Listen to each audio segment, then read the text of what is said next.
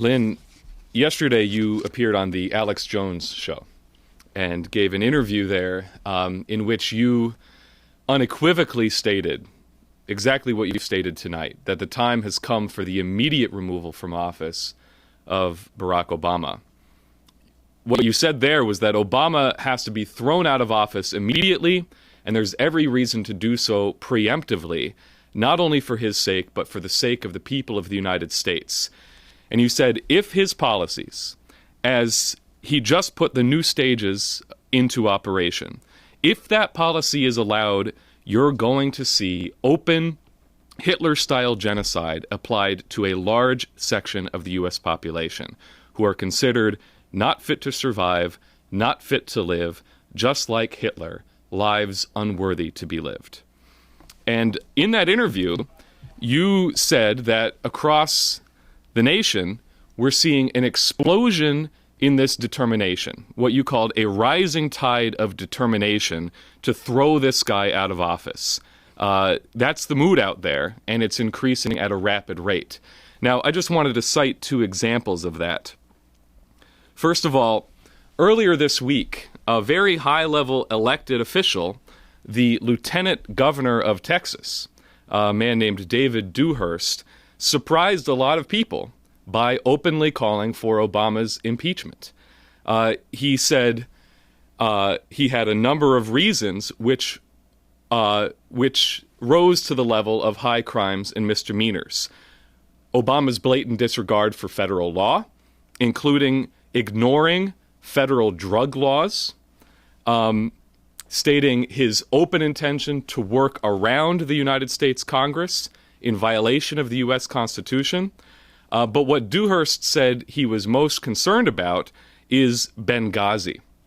And he said all the national news reported that there was a live video stream into the White House Situation Room, and not mobilizing some response to protect the ambassador and those three Americans is just outrageous to me.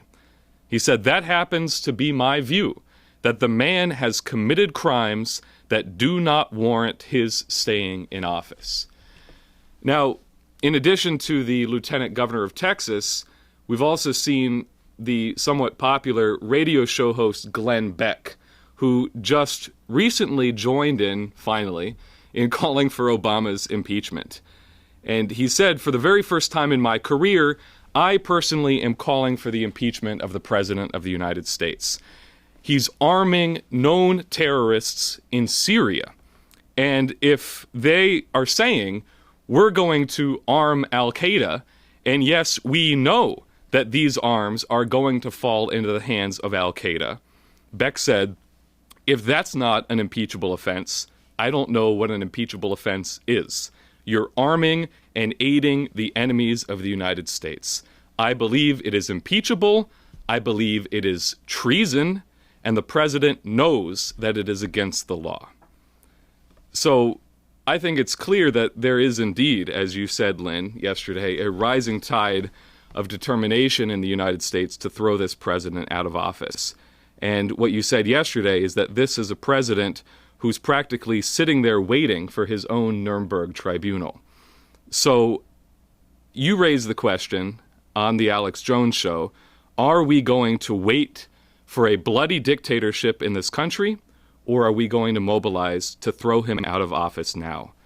What, in your opinion, needs to be said to the people who are in the position to do that to happen immediately?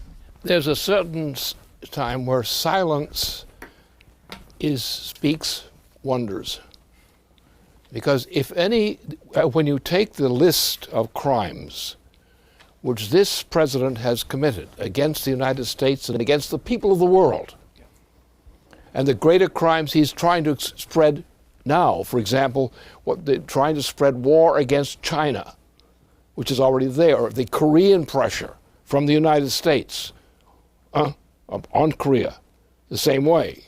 So you see that this thing that's been done, the crushing and destruction of Western and Central Europe, the genocide, virtual genocide against Greece in particular, the threats against other nations, Spain, Portugal, and so forth, all coming from this same source of policy, the Queen and her Dutch relative. And who are, by the way, these were the original sponsors together with Bush, the Bush family. Prescott was a key author. Not only did he support and defend Hitler and in office, he did that. But his whole crew of allies did, from inside the United States and Britain. The same thing has been going on again. They have destroyed the sovereignty of the nations of Western and Central Europe. They have destroyed that sovereignty. And it started because a French president, who was no damn good, actually, was a key in that instrument. But it was done by whom? By George H.W. Bush, then a president of the United States, and then vice president as well, in this and that crew. They did it. So you've got the Bush family, which has a Hitler pedigree, to their grandfather, original grandfather, now Prescott Bush, a Hitler supporter. You'll find that all around all the people who that particular Wall Street interest were all the same thing. So the time has come that the question is, are we going to have a human species? Now, there's one aspect of this thing you've got to take into mind. The level of warfare today is thermonuclear warfare. We have a number of nations who are on the target list of the Obama and his allies, which include Russia and China and possibly India and other countries. Any war which occurs among this circle of nations, of adversaries, would be a thermonuclear war.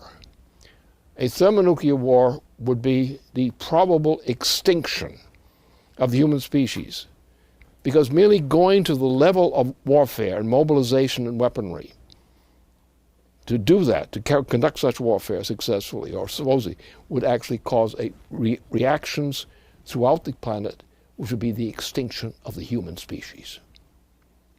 There is no moral excuse. There's no justification in view of Obama's role in this complex and his advocacies in this complex. There is no basis in humanity for continue to further extend the presidency of the United States into the paws of Obama. Well, let me ask a follow-up question on that and give some very significant background, which I think is important for people to know.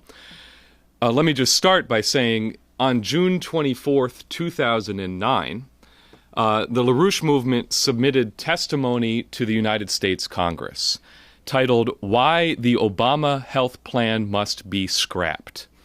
That written testimony began by saying, "We have determined that the fundamental premises of this program, as represented by OMB Chief Peter Orszag, his health advisor Ezekiel Emanuel, and the President himself, are identical to those which underlay the genocidal program for eliminating the unrehabilitatable sick in the Hitler regime. There can be no compromise with the premises of this program. If it is successful, it will lead to genocide, and not only in healthcare, since OMB Chief Orszag has already announced that after healthcare, he intends to reform, i.e. slash, Social Security next."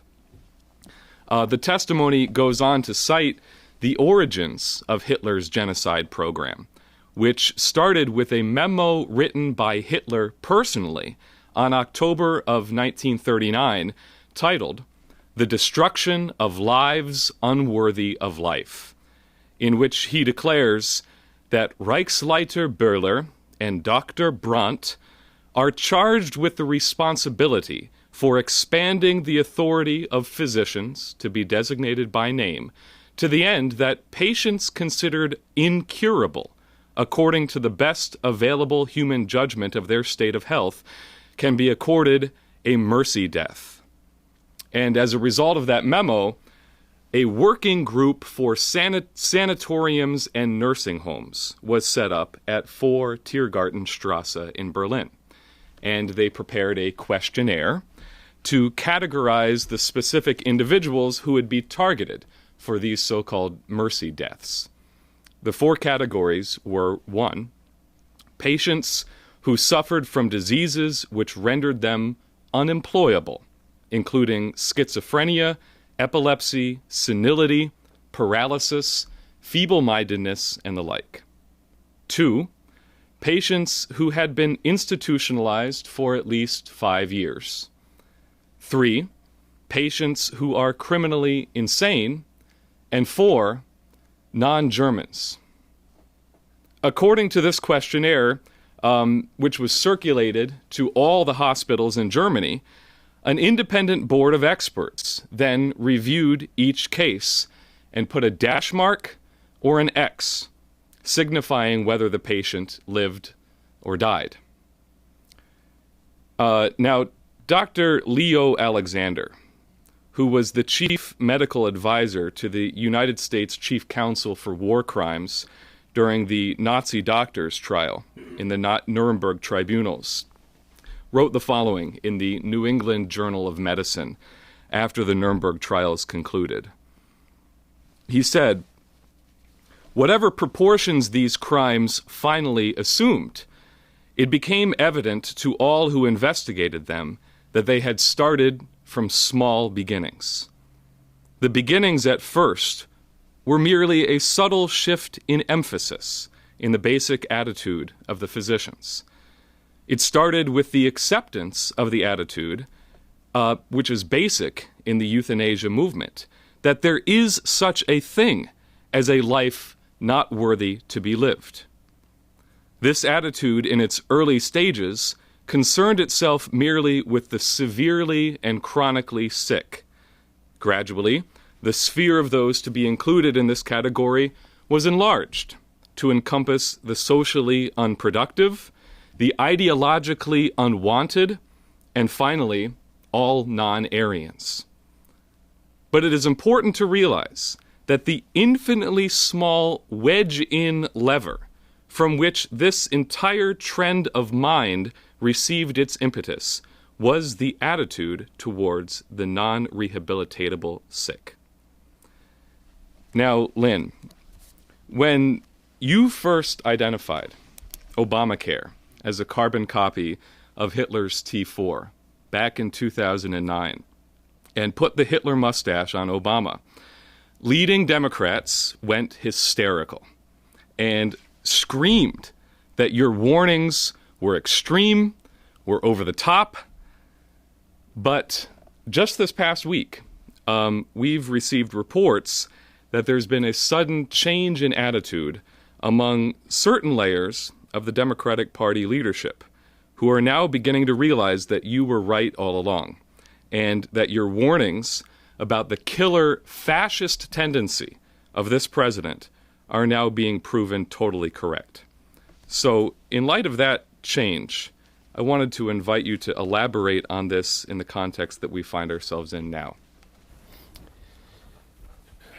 What we have is a global phenomenon, this horror show, which has destroyed the nations of Western and Central Europe already.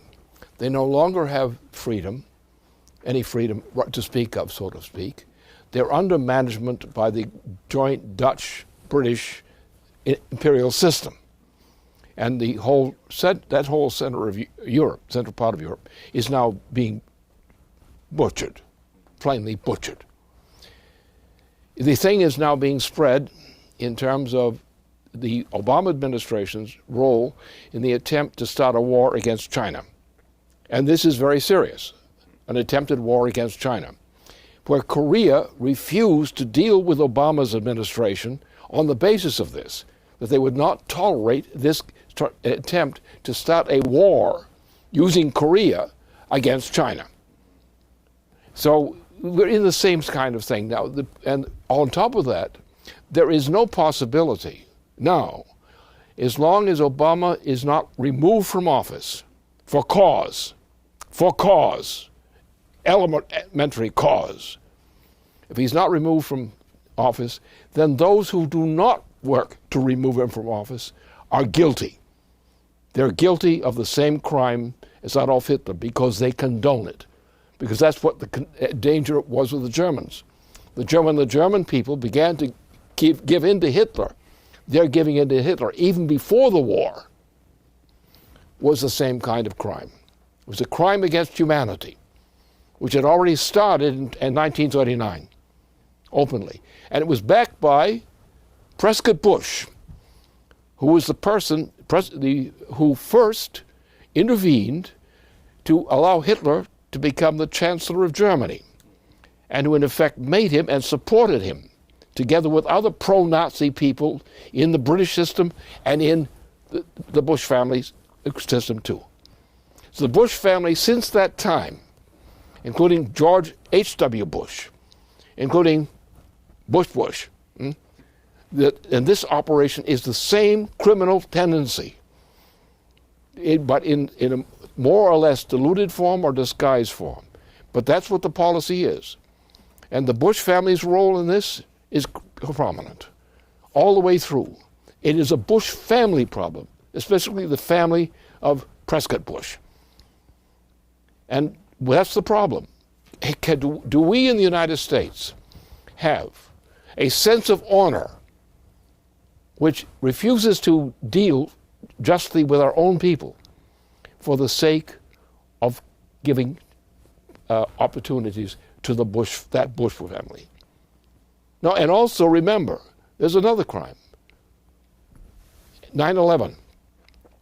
9/11, even though they have all these special protocols around to try to deny the truth, 9/11 was a product of the British monarchy, the Saudi kingdom, including the leading Saudi figure right now, who is involved in that.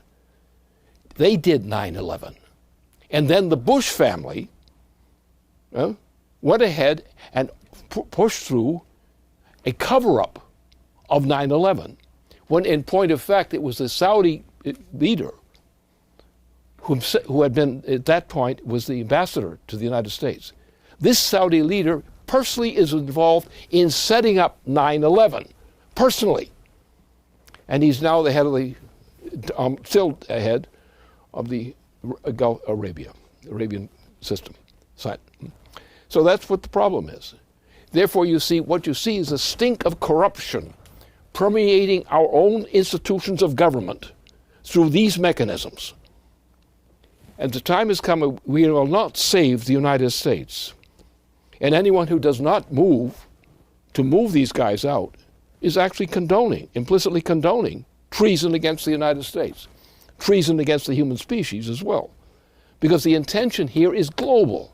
We have now 7 billion people on this planet, estimated. And the Queen of England, together with her Dutch accomplices, has set forth a policy for reduction of the human population as rapidly as possible from 7 billion people to 1 or less. That is the policy of the Queen of England. That is the policy of the Dutch system. The Dutch were actually much ahead of their British cousins in terms of this kind of genocide. And that's where we stand.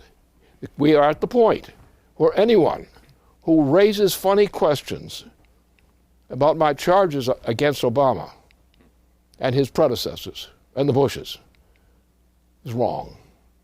And their wrongness in the fact that they have great influence in the nation means that their wrongness, it borders into clearly criminal intentions.